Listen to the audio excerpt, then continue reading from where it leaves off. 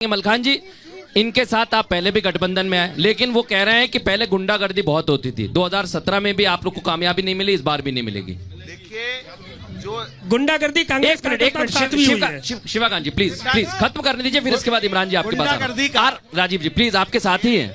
मेरी बात सुनिए। हाँ, मुद्दों पे बात होनी चाहिए। हाँ, रोजगार पे बात होनी चाहिए, ठीक है, और उस पे बात होनी चाहिए, विकास पे बात होनी मैं चाहिए। मुद्दे पे ही बात कर रहा हूँ। मेरी बात सुन लीजिए पहले। हाँ, मेरी बात सुन लीजिए।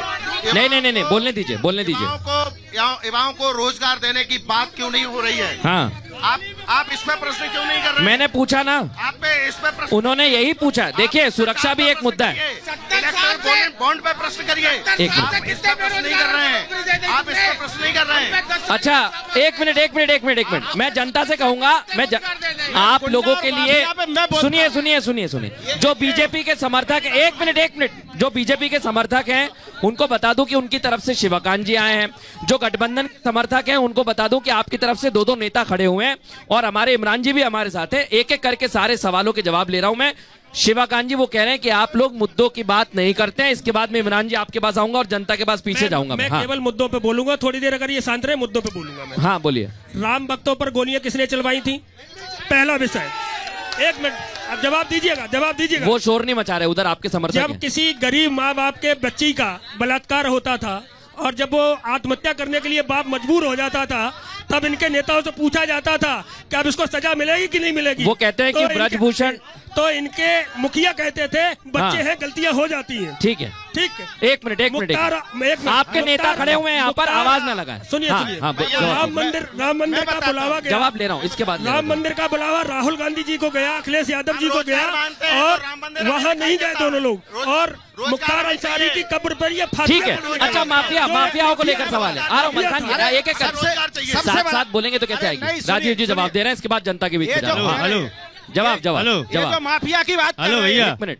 हेलो, जो ये माफिया की बात कर रहे हैं, हेलो, आप समझ लीजिए। आ रहा हूँ इमरान जी, तुरंत आ रहा हूँ। इस पूरे देश में हाँ, चंबल और यमुना के बेहड़ में सबसे कुख्यात और दुर्दांत डकैत होते थे। हाँ, उन कुख्यात और दुर्दांत डकैतों का खात्मा आदरणीय मुलायम सिंह यादव जी मध्य प्रदेश की सरकार ने नहीं किया। मेरी बात सुनिए, मेरी बात मध्य प्रदेश की सरकार ने नहीं किया। इंटरव्यू है। नहीं, मध्य प्रदेश की सरकार ने किया कि नहीं किया? निर्भय गुर्जर, मध्य प्रदेश की सरकार ने कुछ नहीं किया, आपने किया अकेले? निर्भय गुर्जर की मध्य प्रदेश की सरकार ने भी किया, दोनों सरकारों ने किया। ठीक, एक मिनट। इमरान जी कुछ कहना चाह रहे हैं आपकी बात? सर, उन्होंने बीच में नहीं बोला। सबसे बड़े डकैत का यज्ञ भारतीय जनता पार्टी के नेता ने कराया कि नहीं? ठीक है इमरान जी, एक मिनट इमरान जी, पीछे हटिए, पीछे। हाँ बोलिए। बच्चों से गलती हो जाती है, ये मुलायम सिंह यादव जी ने कहा था, और भाजपा ने तो बच्चों से गलतियां क्या, उनको टिकट दिए हैं। आपने पिछली बार साथ में लड़ा था, तब यह बात याद नहीं आई? आपने पिछली बार साथ में लड़ा था, तब यह बात याद नहीं आई? तो कितने लोग पिछली बार आप साथ में लोगों ने पिछली बार आप साथ में थे। हमने जब पिछली बार इनसे गठबंधन करा था, गलती हो गई थी आपसे? नहीं, गलती क्या, उस टाइम की परिस्थितियां ऐसी थी, सांप्रदायिक शक्तियों को रोकने के लिए गठबंधन करा था। पीछे हो जाइए, पीछे। एक मिनट भाई, आगे आइए, एक मिनट। हाँ, ये बताइए, हमने आपको 0 से 10 पे पहुंचाया और आपने हमें 7 से 5 पे ही पहुंचा दिया। अब आपको याद है 0 से 10। भाई साहब सामने से हट जाइए, पीछे बेटा, पीछे हट जाओ, चल जवाब दीजिए। हाँ, 0 से 10 पे आपने हमें क्या पहुंचाया? हम जनता है, ऐसे ही मजबूत थे। जनता नहीं है, ये समाजवादी पार्टी के जो एक वरिष्ठ नेता है। अच्छा, वरिष्ठ समाजवादी पार्टी की ही बात करेंगे।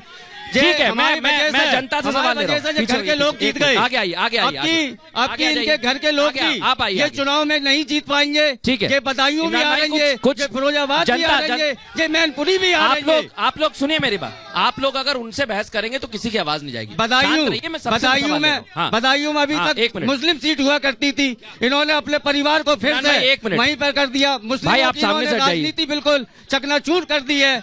एक मिनट, अब मैं जीत और हार पर भेज दिया है। जीत और 5 बार के सांसद। ठीक है इमरान भाई, मैंने सुन लिया सारी बात, जनता से पूछ रहा हूँ।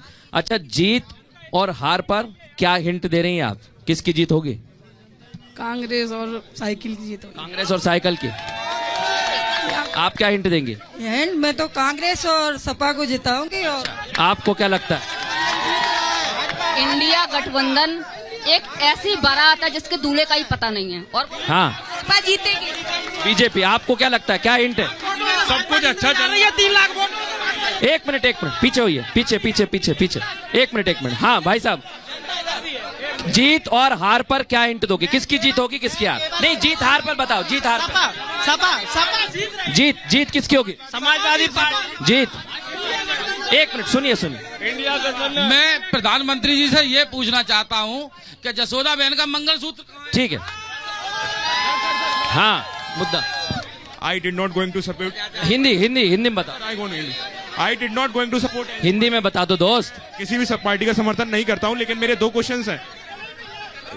किसी भी इंडियन डेमोक्रेसी में आपने इतना देखा है कि इतनी सारी पॉलिटिकल पार्टीज एक साथ आके लड़ती हैं।